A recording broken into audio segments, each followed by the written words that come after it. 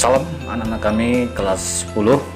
Kita ketemu lagi di materi sejarah Indonesia atau kelompok wajib. Nah, kali ini kita akan membahas materi lanjutan, yaitu corak kehidupan masyarakat praaksara di Nusantara kita. Nah, baik anak-anakku sekalian, seperti apa konsep materi kita di bab ini? Coba kalian perhatikan. Jadi judul besarnya adalah corak kehidupan masyarakat praaksara. Nah, ini nanti akan kita bahas sesuai dengan urutan atau tahapan masanya.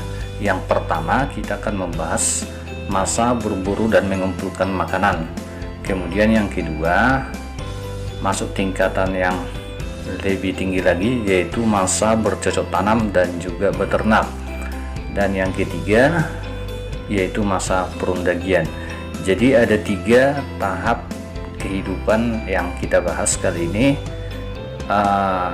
dalam materi corak kehidupan masyarakat praaksara. Namun anak-anakku sekalian, materi ini saya bagi-bagi. Untuk video pembelajaran kali ini saya akan fokus menjelaskan masa berburu dan mengumpulkan makanan.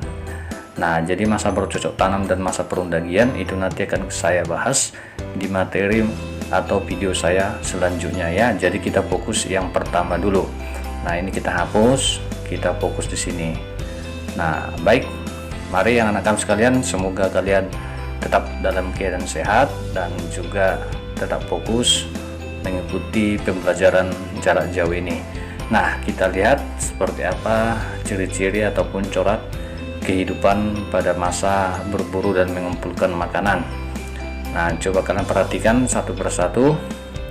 Yang pertama, kita akan lihat bahwa ciri kehidupan pada masa berburu dan mengumpulkan makanan ini sering juga disebut dengan food gathering ya. Kenapa? Karena di sini masih bersifat mengumpulkan makanan dan juga berburu ya. Nah, kemudian mereka masih bersifat nomaden, artinya hidupnya berpindah-pindah ya.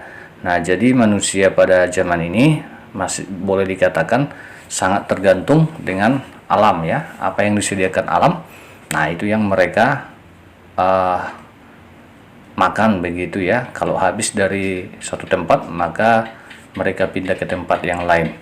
Nah, kemudian yang kedua, manusia purba hidup secara berkelompok, meskipun pada zaman ini kelompoknya itu masih relatif kecil ya. Nah, diperkirakan itu antara 10 sampai 15 orang. Nah, kemudian mereka juga nanti masa berburu dan mengumpulkan makanan tingkat lanjut, mereka sudah mulai tinggal sementara. Nah, misalnya mereka tinggal sementara di gua-gua karang ya. Nah, atau juga di sekitaran sungai, danau atau pantai. Karena air itu menjadi sumber kehidupan bagi mereka begitu ya. Nah, kemudian yang keempat, peralatan manusia praaksara di sini masih kasar atau boleh dikatakan masih sangat sederhana ya, belum halus. Artinya manusia ini belum mampu berpikir bagaimana membuat alat-alat yang lebih halus ya, untuk lebih cepat digunakan begitu. Nah, itu corak kehidupan. Kemudian masa berburu dan mengumpulkan makanan merupakan tahap awal kehidupan manusia. Nah, jadi para peneliti menyimpulkan pada masa ini manusia menghabiskan hampir 10% waktu hidupnya itu berburu dan juga mengumpulkan makanan ya. Nah, jadi kata kuncinya pada zaman ini mereka belum mampu berpikir bagaimana caranya bercocok tanam maupun beternak begitu ya. Nah, sekarang kita masuk yang B, yaitu hasil kebudayaan. Nah, apa saja hasil kebudayaan dari masyarakat berburu dan mengumpulkan makanan ini? Coba kalian perhatikan.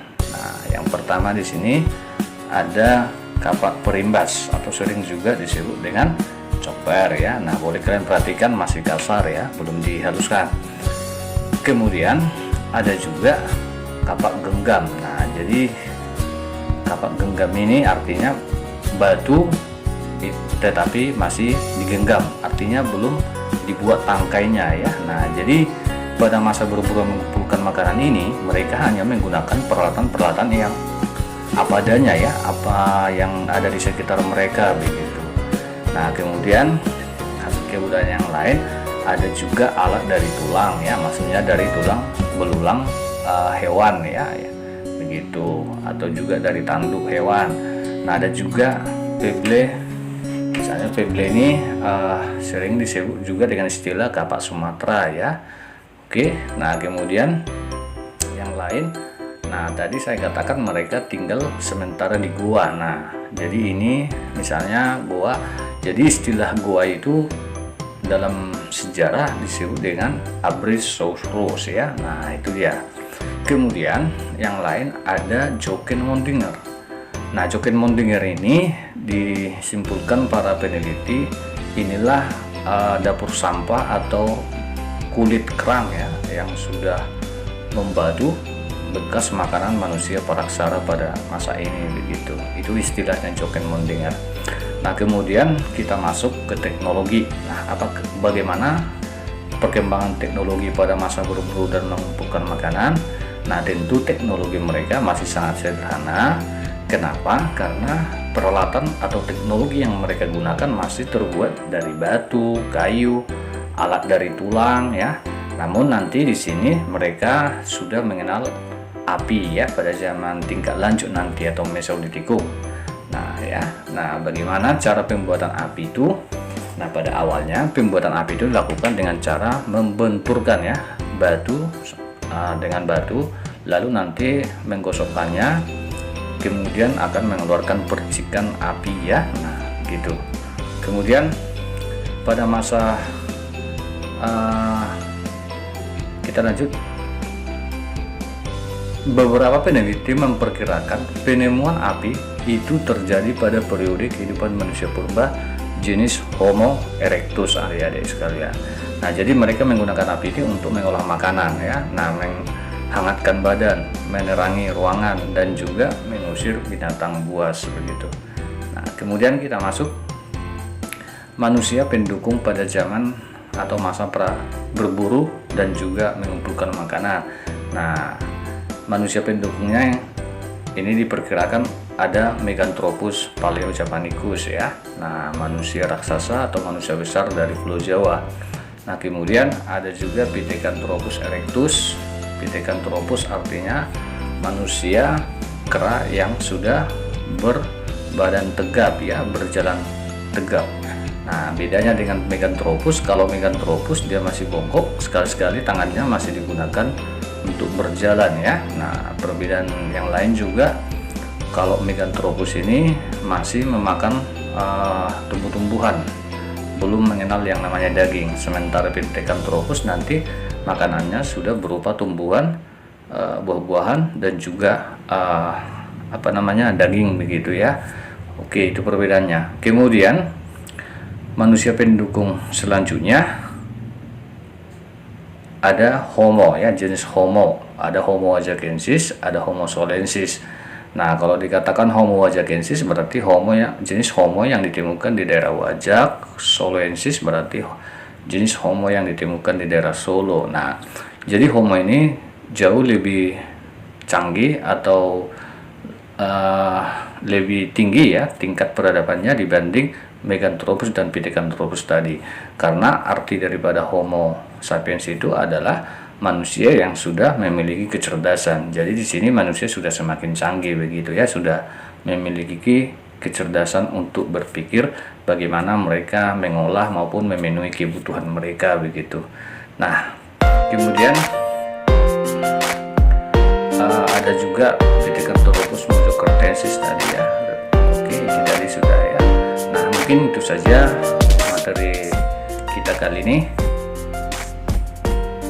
Nantikan materi saya selanjutnya, kita akan membahas masa bercocok tanam atau beternak ya. Nanti di sini boleh dikatakan kebalikan dari yang kita pelajari hari ini. Nah, mudah-mudahan anak-anak sernya, anak kami bisa memahami pembelajaran ini dan tetap semangat, raih prestasi. Salam dari Sir Alben.